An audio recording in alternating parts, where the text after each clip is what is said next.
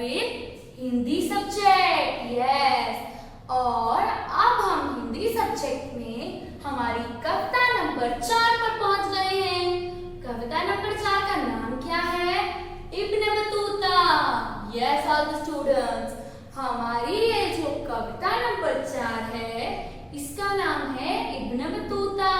Yes, and it is on your text book page number 26। Yes, it is in your Hindi textbook page number 26। Okay, और हम यहाँ पे शब्दार्थ भी लिखेंगे।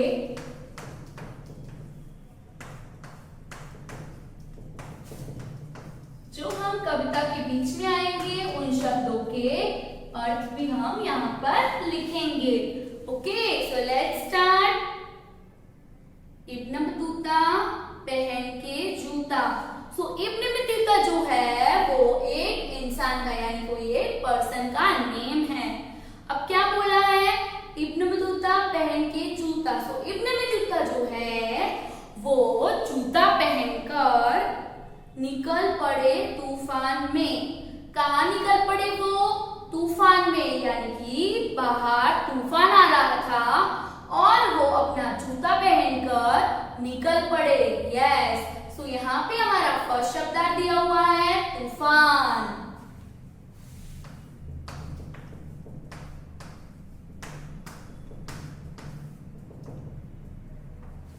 तूफान का मतलब होता है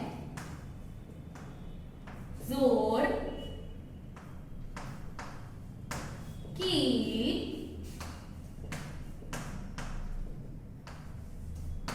आंधी के साथ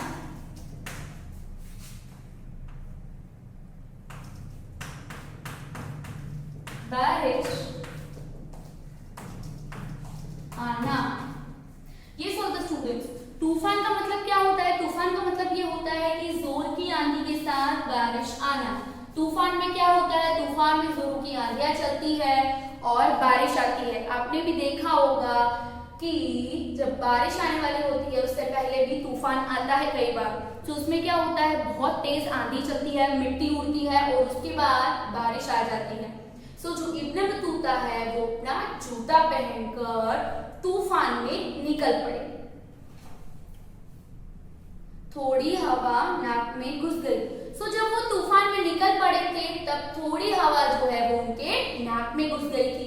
तूफान में आप बाहर जाओगे तो वहां बहुत ज्यादा आंधी चल रही होती है, बहुत हवा होती है तेज। सो उसकी वजह से उनकी नाक में हवा घुस गई। थोड़ी घुस गई कान में और थोड़ी हवा जो है वो कान में घुस गई। अब वो तूफान में बाहर निकलेंगे तो उनके साथ यही होगा, थोड़ी हवा नाक में घुस गई और थोड़ी उनके कान में घुस गई थी। उसके बाद कभी नाक को कभी कान को मलते इब्न बतूता। सो उनके नाक और कान में जो हवा घुस गई थी ना, उसके बाद इब्न बतूता क्या कर रहे थे? अपने नाक को और अपने कान को मल रहे थे, लाइक दिस।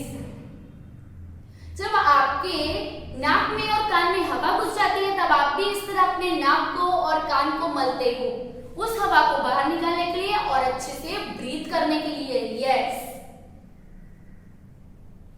सो वो अपने नाक और कान को मलने लग गए। इस बीच में निकल पड़ा उनके पैरों का जूता। सो इब्न बतूता जब अपने नाक को और कान को मल रहे थे ना, तब तेज आंधी की वजह से उनके पैरों में से जो जूता था वो भी निकल पड़ा। क्यों? क्योंकि बहुत तेज आंधी थी, इसलिए उनके पैरों में से जूता भी निकल गया। नेक्स्ट, उड़ते उड़ते जूता उनका जा पहुंचा जापान में। सो जो जूता है वो उड़ते उड़ते कहाँ जा पहुंचा? जापान में। यस स्टूडेंट्स, उनका जूता तेज आंधी की वजह से उड़ते उड़ते जापान, यस जापान भी एक कंट्री का नाम है, वहां पे पहुंच गया। इब्न बतूता खड़े रह गए मोची की दुकान में। सो इब्न बतूता कहाँ खड़े रह गए? मोची की दुकान में। यहाँ पे हमारे दोनों शब्दार्थ है। सबसे पहला मोची। तो हम मोची किसे कहते हैं उसका अर्थ लिखेंगे।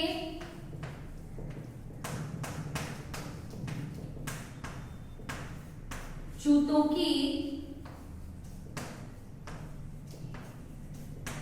मरम्मत करने वाला। मोची किसे कहते हैं स्टूडेंट्स? तो जूतों की मरम्मत करने वाला, यानी हमारे जो फटे हुए जूते होते हैं उन्हें सीलने वाले को हम मोची कहते हैं। और इंग्लिश में उसका मीनिंग होता है कॉबलर। इंग्लिश में हम उसे कहते हैं कॉबलर। जो हमारे फटे हुए जूतों की मरम्मत करता है उसे हम कहते हैं मोची। यस। और नेक्स्ट शब्द है हमारा दुकान। तो दुकान का अर्थ होता है जहां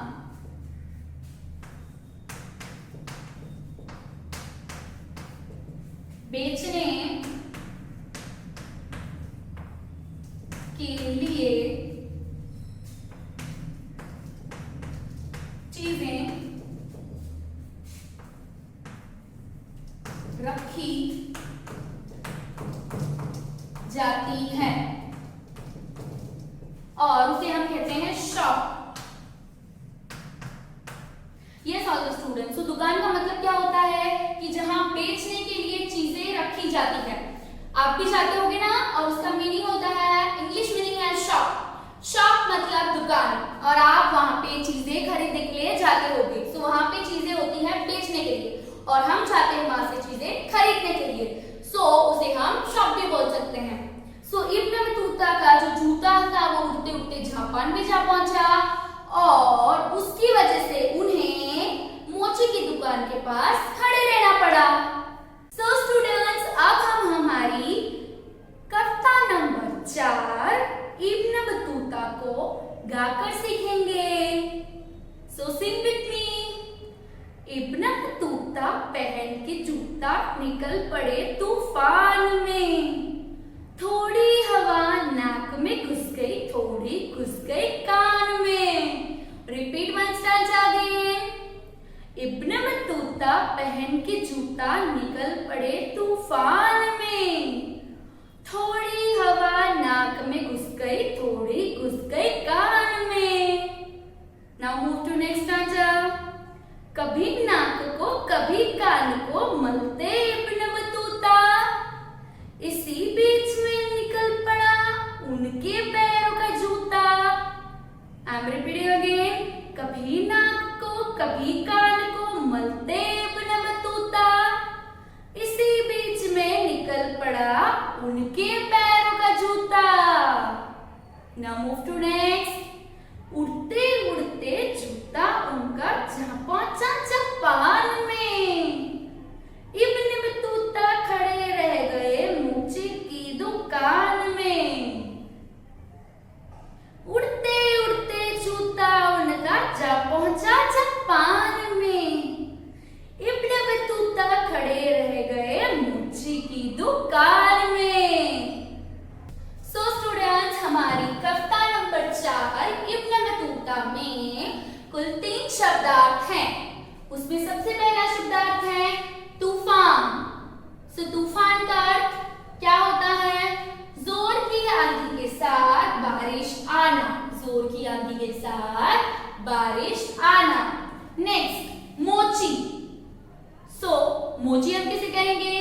जूतों की मरम्मत करने वाला। यस ऑल द स्टूडेंट्स, जूतों की मरम्मत करने वाला यानी कि कॉबलर, उसे हम मोची कहेंगे। जो हमारे फटे हुए जूते सीलता है उसे हम कहेंगे मोची, और इंग्लिश में हम उसे कहते हैं कॉबलर। नेक्स्ट दुकान। Yes, what is the meaning of दुकान? दुकान शब्द का अर्थ क्या होता है? जहां बेचने के लिए चीजें रखी जाती है। जहां बेचने के लिए चीजें रखी जाती है, और इसे इंग्लिश में कहते हैं शॉप। उसका इंग्लिश मीनिंग होता है शॉप। ये ऑल द स्टूडेंट्स, आप भी जाते हो शॉप में यानी कि दुकान में बहुत सारी चीजें खरीदने के लिए। वहां पे दुकान में वो चीजें हमें बेचते हैं और हम चीजों को खरीदते हैं। यस, दुकान